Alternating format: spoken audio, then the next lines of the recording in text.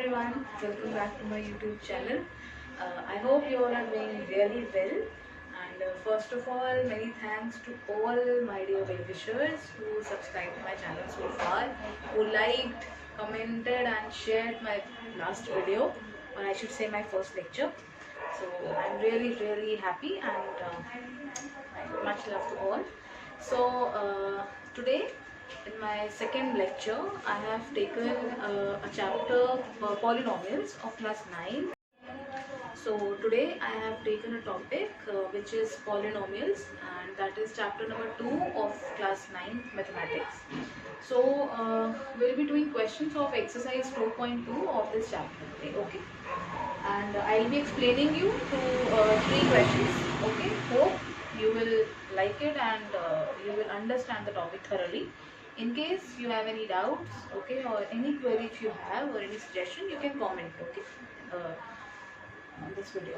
So let us not waste time and directly come to the topic. So I have taken 3 questions. First question is that find the value of the polynomial, okay? First of all, let me just brief you, or however I am assuming that you already know what exactly a polynomial means. Like there are 3 kinds of polynomial. One is linear polynomial, second one is quadratic polynomial, and third one is cubic polynomial, okay? The polynomial which is having degree 1, okay, a polynomial whose degree is 1, that is known as linear polynomial. For an example, if I just say x, so it is a linear polynomial, okay, its highest power is 1, okay, so that means it's a linear polynomial. If I say x square plus 2, so degree of this polynomial is 2, so it will be quadratic polynomial, okay, quadratic polynomial it will be. This will be linear. And third one is cubic. For example, I am taking 2x cube plus x square plus 1. So the degree of this polynomial is 3. Degree means the highest power. Okay. So degree of this polynomial is 3. So this is your cubic polynomial. Okay. So basically 3 types of polynomials are there. Okay. Then one more thing, like you must be aware about, like one is monomial, then binomial, then trinomial and polynomial.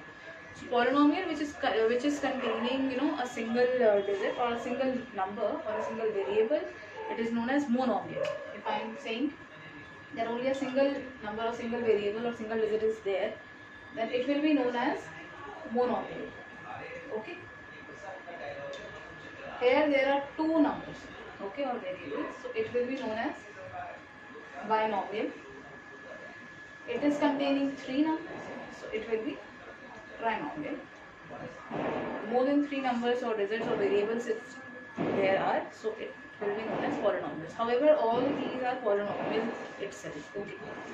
So directly I am coming to the question. Question number 1 is find the value of the polynomial this, okay, at x is equal to 0, x is equal to minus 1 and x is equal to 2. What we have to do is, this is a very simple exercise. Okay, we are given a polynomial which is 5x minus 4x square plus 3. We have to find its value, okay. First we have been given x is equal to 2. That means जहाँ पर भी x है वहाँ पर we have to put 0. जहाँ पर भी x है वहाँ पे हमें 0 वैल्यू उसकी पुट करनी है, and we have to find the value of the entire polynomial. पूरे पॉलिनोमियल की वैल्यू वहाँ पे निकालनी है, ओके. सो 5, नेक्स्ट की जगह पे आया आपका 0, 4, 0 स्क्वायर एंड देन 3. किसी भी नंबर को अगर हम 0 से मल्टीप्लाई करते हैं तो 0 ही आता है.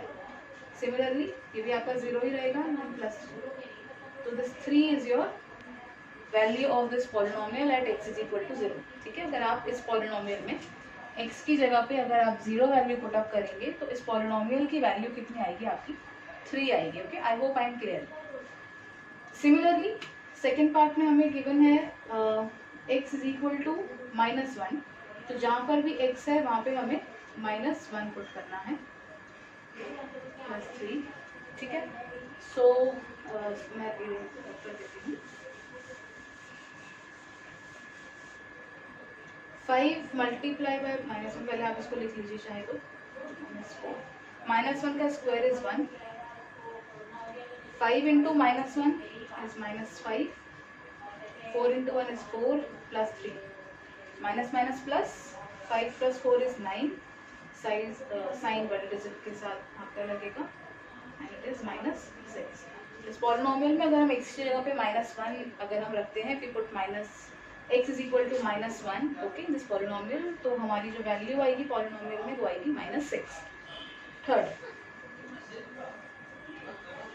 x is equal to 2.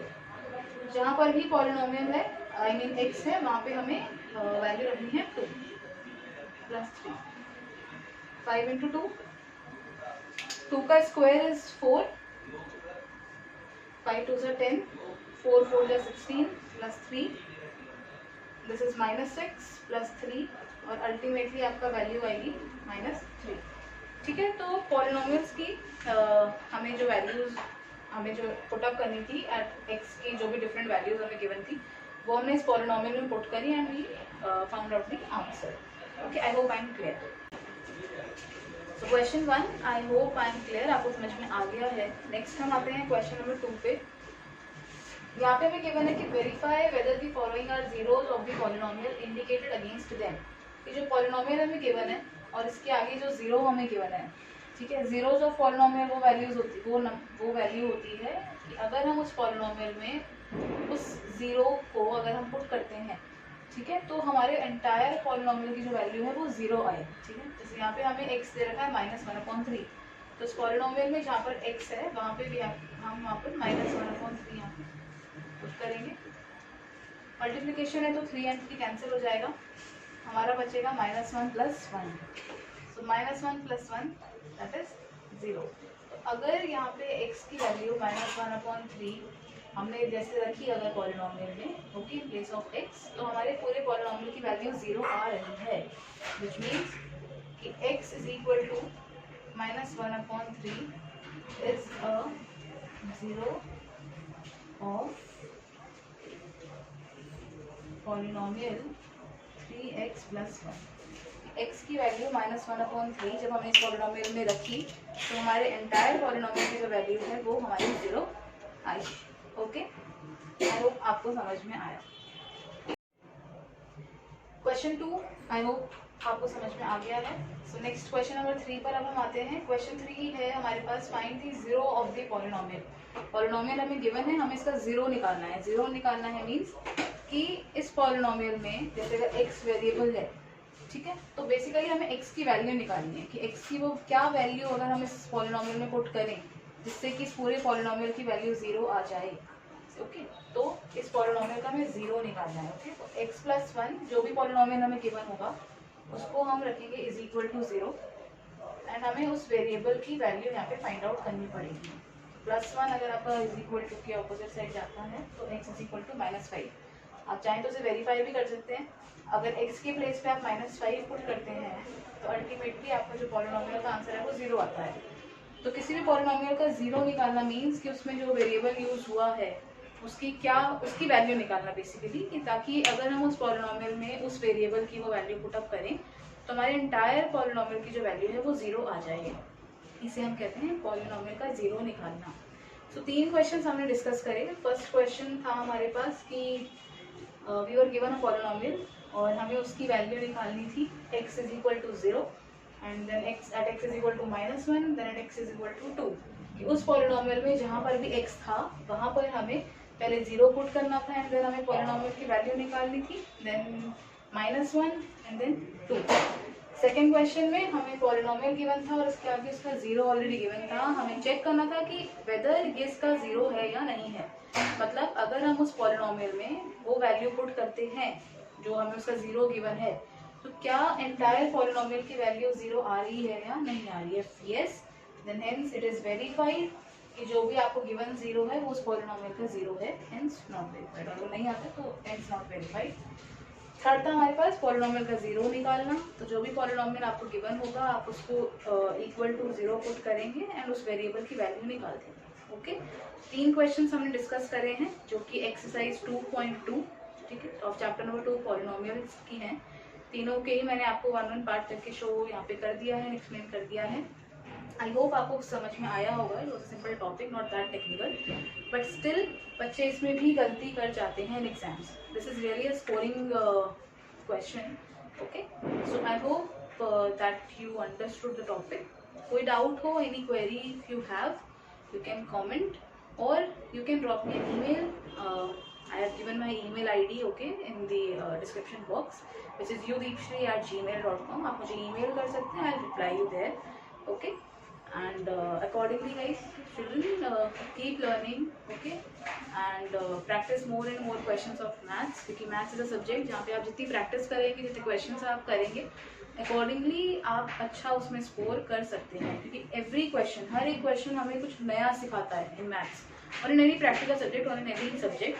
But still in maths अगर आप जितने ज़्यादा क्वेश्चंस करेंगे, आप उतना ही अच्छा स्कोर करेंगे एग्जाम में, और आपका जो माइंड है वो उतना ही शार्प वर्क करेगा.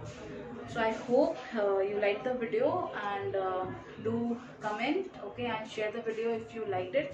And do not forget to subscribe the channel if you have not done so far.